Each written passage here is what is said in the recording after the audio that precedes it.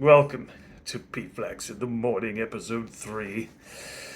Oi, sorry I wasn't doing them the last few days, but they were work days, and I was doing um, winner and exit interviews, which means that I had to be there from the very start of the show all the way to the very end of the show.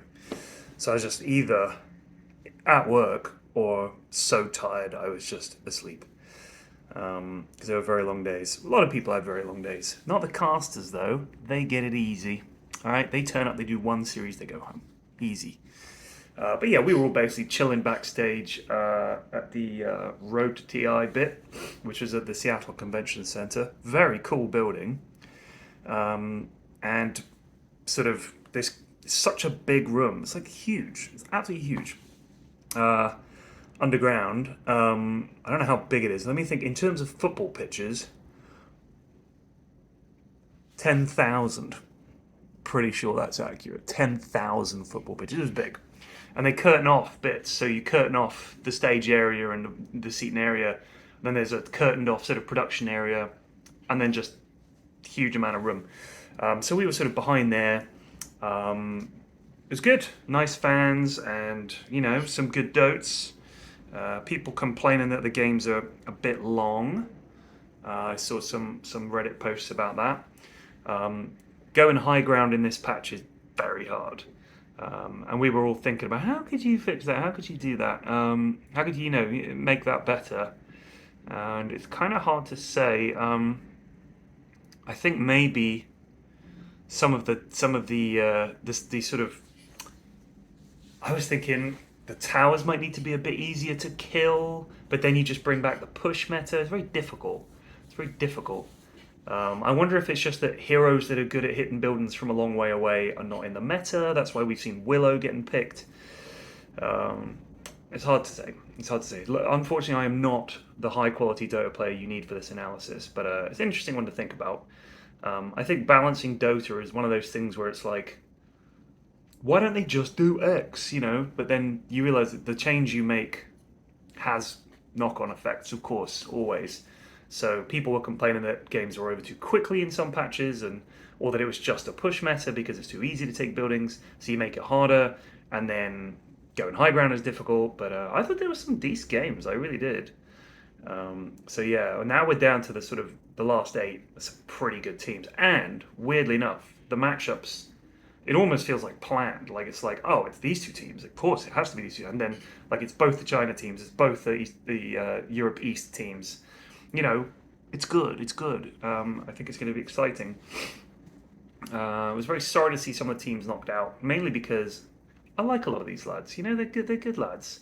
And when you see them knocked out, you think, ah, shit, that means the team's probably going to, you know what I mean? Probably the team's going to disband or whatever. So it kind of makes you sad.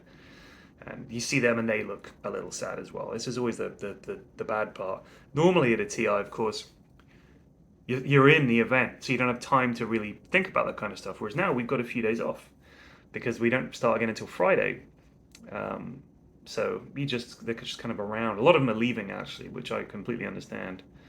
Yeah, fair enough. Jenkins is coming in today, which I'm very excited about because we're going to be working on a late game together. And he's an amazing guy to work with.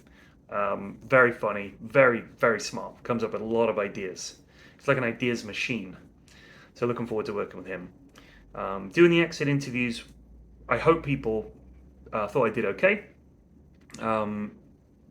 It's I'm always conscious of the fact that I'm kind of asking the same questions some of the time, but the way I see it, no one's watching for the questions, you're watching for the answers. So you just have to hope that the questions are good enough that the players or the coaches can, it's open enough that they can just talk, and then that's the value. It's not in, oh, what a great question from Period. It's what a good answer from the player or the manager. And I got some good interviews, I think. So yeah, very sad. Some of them, like Sunbees, was very sad. I felt terrible, but equally, if I'd asked some stupid question, or some joke question, that would have been awful. So I just try to keep them quite generic and quite open, and try to be as sympathetic as I can. So yeah, it is what it is.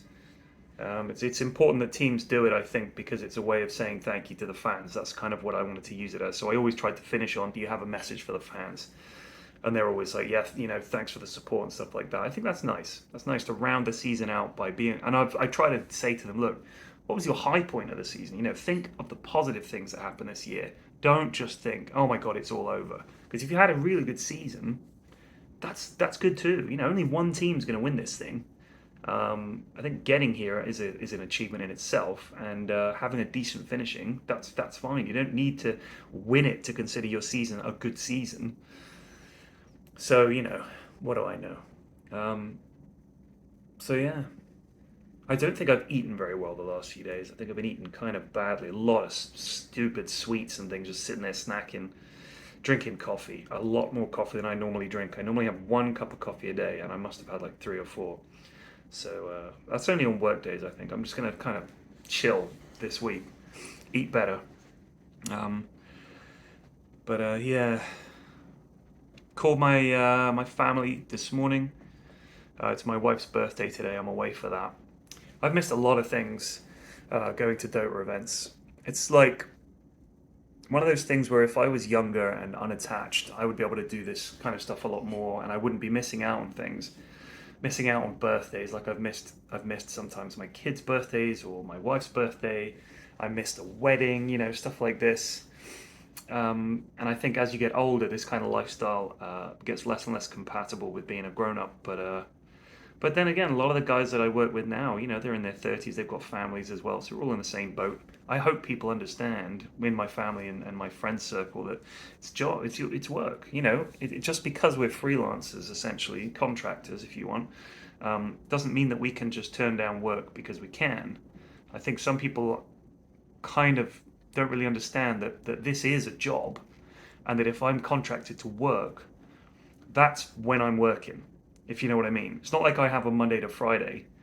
I am told you want to be here for these 2 weeks. This is the gig. That's it. I can't be like, well, no, I'm just going to turn down this work because of some appointment or a party or whatever. It's not like your job where you get weekends or you can take a day off. You just have to take the work when it comes, which is kind of disruptive. This is not Powerade, by the way. The Seattle Convention Center did not allow plastic bottles, as in they didn't give you plastic bottles. They gave you recyclable cups and water fountains. You were meant to bring your own. So I had to buy some Powerade, which they sold at the shop there, drink the Powerade, it wasn't too bad, and then I had an empty bottle that I could refill. There were no bottles. The Seattle Convention Center prides itself on its recyclability.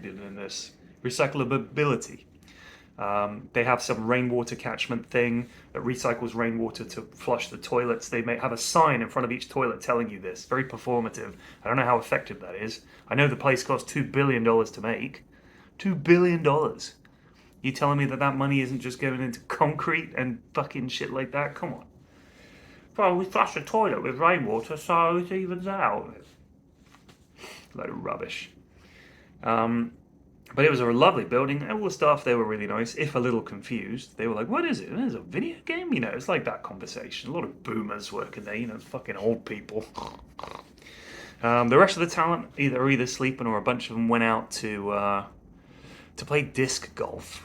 It's like a 40-minute drive to go play disc golf. I don't fucking think so, lads. Have a good time. I'm going to get proper fucked up tonight because I haven't been drinking. I've had like 1 beer when we get home from work and then I've had to crash. But tonight, we drink. I hope you guys are enjoying the tournament. I hope you're looking forward to the late game and the main event. I think there's going to be some tremendous games. But down to these last 8 teams are good. I'm looking forward to seeing what they do. And as always, whatever the meta has been, it will not be. When we get to the main stage, it'll be something completely different. Some teams in these 4 days are going to figure something out. That's how it goes. So that was PFlax in the Morning, episode whatever, 3, 4, 7, 2, 3? I think it's episode 3. Either way, I think it's episode 3. I think so. Either way, I'll try and do these all this week. I might be able to do them during main event because we're only doing late games, so I don't have to be in early. But I know people enjoy them. Lots of people come up and tell me they watch this stupid vlog. I don't know why. I think it's like relaxing morning viewing Also, let me know if you don't mind it in portrait, if you'd rather have it in landscape. I've done it in portrait because my phone falls over less. That's it. Anyway, let me know what you think if I read the comments, which I occasionally do. Have a good day, and I'll see you tomorrow.